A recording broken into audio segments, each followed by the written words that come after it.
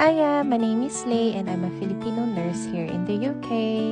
Today is my day off kaya ito medyo tanghali nang gumising ang inyong inday. So kapag nurse ka dito sa UK, mostly 3 days in a week lang yung pasok mo and then may 4 days off ka.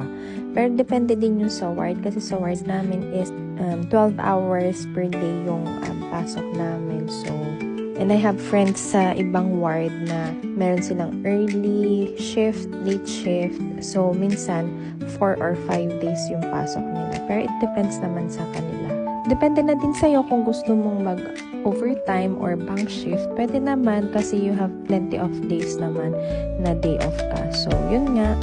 So, dahil day off ko ngayon, nag-iisip ako kung anong gagawin ko. Ito nga, tinitingnan ko sa labas kung may nagmamarites din. Charis! Wala nagmamarites dito sa labas ng bahay. Alam mo, minsan nakakamiss din pala yung mga marites. Charis, yung mga pag nag-aalmusal ka sa labas ng bahay nyo, sabihin mo, "Oy, tara, kape tayo din eh. Daan muna at mag-aalmusal." Ay, ang masamay dumaan nga ni yung inalok mo. Ay, ayos lang din naman kahit alipin mo lang ng kapit biscuit ay dami naman ding napagkwentuhan sa umaga pa lamang. Ay, lalo na kung hanggang maghapunan kayo magkatambayan. Naalala ko nga eh, nung dyan pa ako sa Pinas, nag-work ako din. Kapag day off ko, di uwi ako sa amin.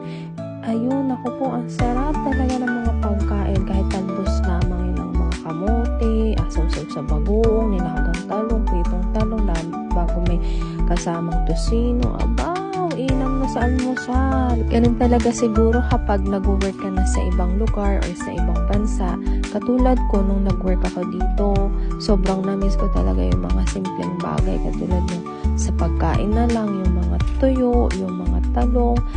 Sobra talagang na-miss ko yung mga tosino, hotdog, kasi iba yung lasa dito eh. Nasasamahan mo pa pag nagkakainan ay nagatawanan kayo sa pagkukwentuhan. Aba, ano saya man din. Ay siya, tama na muna at baka ako'y tumangis na din eh.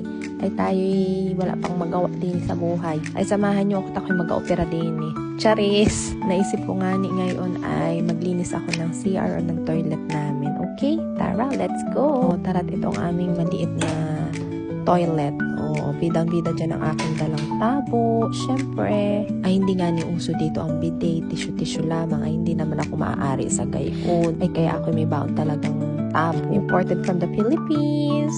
Ayos din ay kapag nandito ka sa ibang bansa at wala kasama mga parents ay natututo ka talagang gumawa ng mga gawaing bahay.